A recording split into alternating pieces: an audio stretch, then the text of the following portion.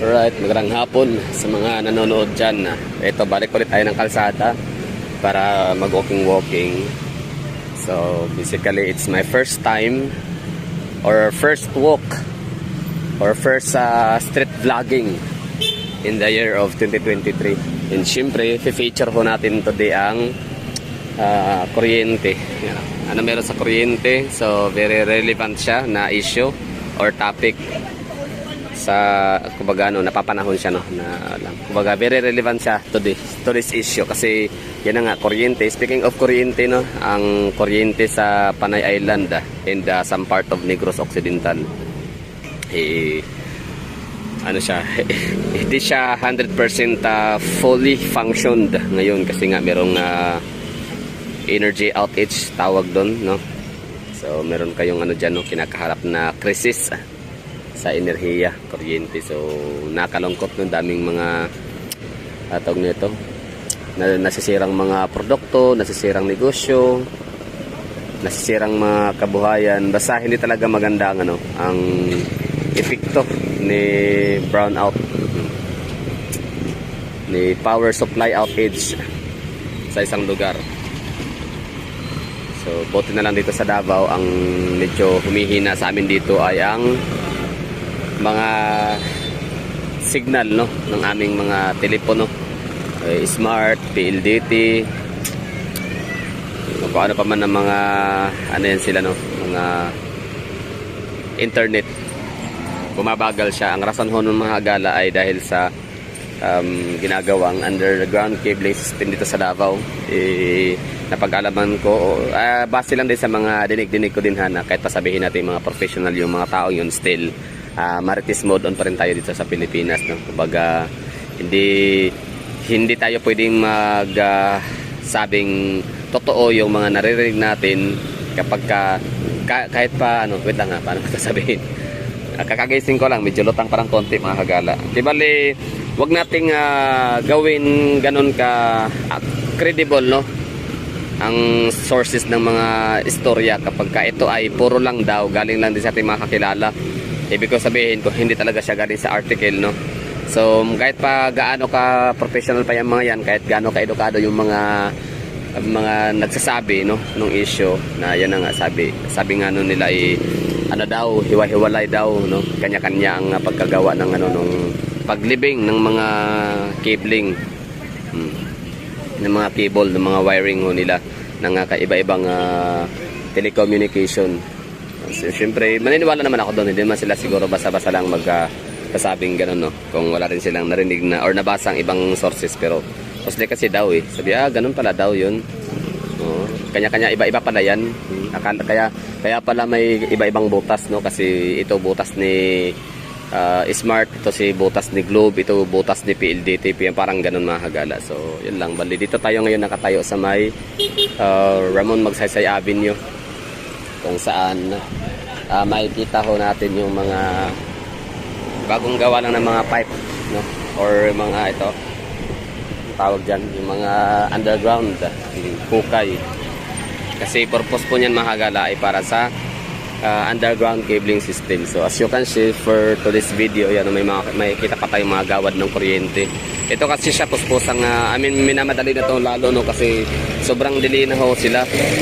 Kasi nung last time na nandito ako, like kailan lang ba yun, last year, basta 67% complete na siya. Nakalimutan ko lang kung kailan yun, July ba yun, August, September, mga ganun not sure na. Last year pa, like 2021, tinanong pala to dito yung mga may gawa ng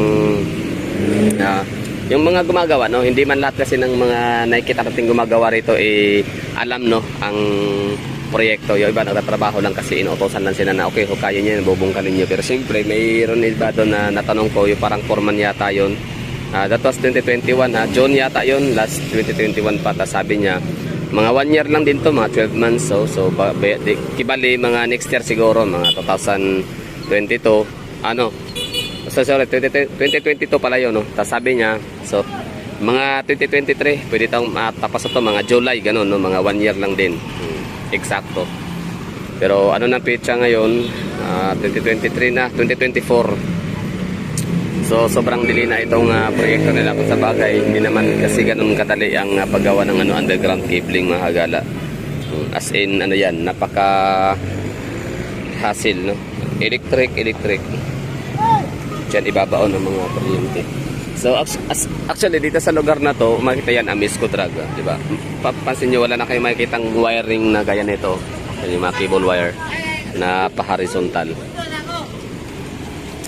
Ayun na ba yan? Basta paano pa diretso, no? O, puro na lang pa ganyan. Kumbaga, ibig sabihin, yung mga kuryente nitong mga kabilang gusali, kabilang face, galing sila dito na connect. So, kaya nagkaroon sila ng parang kaunting shortage siguro, no? I don't know.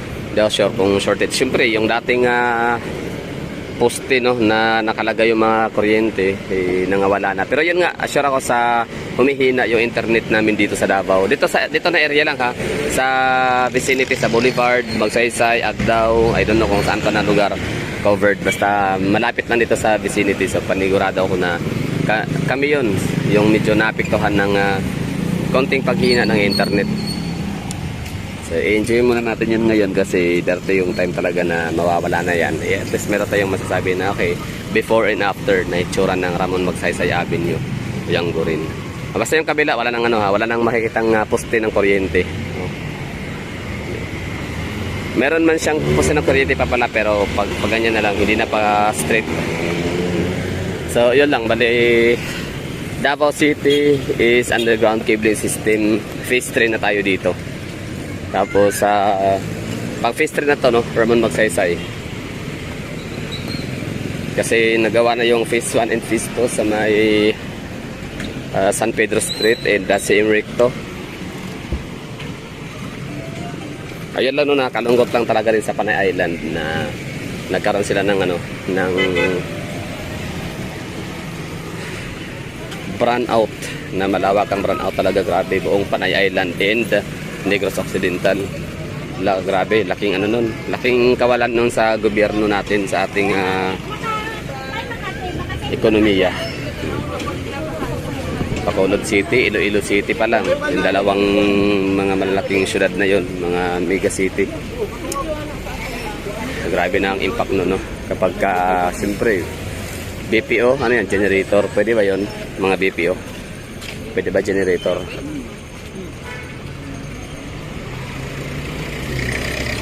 Wala pa rin kuryente sa ilang bahagi ng Western Visayas, partikular sa isla ng Panay.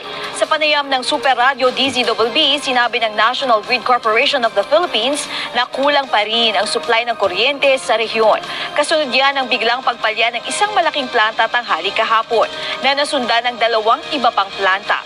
May kasabay ring naka-maintenance shutdown na isa pang planta. Inaalam pa ang sanhi ng biglang pagpalya ng mga planta. Sa kabuuan, 4 na planta ang naka-shutdown ngayon, katumbas ng 60% ng pangangailangan ng buong Panay Island. So, yun lang, no, bali nakalungkot kasi nga brownout sa Iloilo. Paano na yan? Yung Dinagyang Ho natin, di ba? Most awaited festival pa naman natin yan dito sa Pilipinas. So, i-compare ko pa naman sana ang tawag nito, yung Cebu na festival na tawag nun, Sinulog Festival ng Cebu and Dinagyang Festival sa tawag nito, Iloilo City. Kuryente namin dito, gumana naman siya kahit paano. Yan, Maybank Philippines, Nissan Infloor office. Yan lang, no? So wala na. I mean, sana ay siya, no, masolusyonan asap ang problema ng kuryente sa Panay Island. Kasi paano ako doon? Hindi ako makatulog mga hagada na walang aircon na hindi sabihin. Kasi totoo lang talaga, tulog yung pinaka-precious ko sa akin, pinaka-luxury na ho yan. Like, siyempre, buong araw ako naglalakad, nagbablog, buong araw ako na nasa basta, hindi man buong araw, basta tulog. Yun talaga, di pwedeng hindi matulog. So, para ma-achieve ko yung tulog ko, quality of sleep na tawag nito, para ma-achieve ko yung quality of sleep na 6 to 7 hours, kailangan ko ng tawag nito kailangan ko ng maganda, maliban sa magandang kwarto, komportable, dapat may aircon din, no? Para masarap ang tulog ba, malamig, malalim. So yun ho yung ano natin mga kagala, yung aking concern. So sa mga nanonood dito ng mga taga Iloilo, please let me know in the comment box kung ano sa kaya sa tingin ninyo, no, na aabot ba yan ng Dinagyang Festival. Kasi wala kumbaga okay na sana kung i-refund ako ng ng airline company. Hindi, di ba? Kaya nakalungkot lang kung aabot siya ng ilang buwan. Dito sa Davao City, hindi ako sigurado kung kailan kami nagkaroon ng tawag nito, power outage or electric supply shortage, no? Basta naalala ko dati meron yun yung nagkakaroon ng crisis, parang El Nino yata yun. Tapos meron kaming parang 1 hour lang ang rotation, brown out. So ayan, no, bali sana nga madali lang matapos yung power outage or yung yung electricity or electric supply ng Panay Island and tawag nito Panay Island in some part of Negros Island, which is Negros Occidental, no? Talagang damay.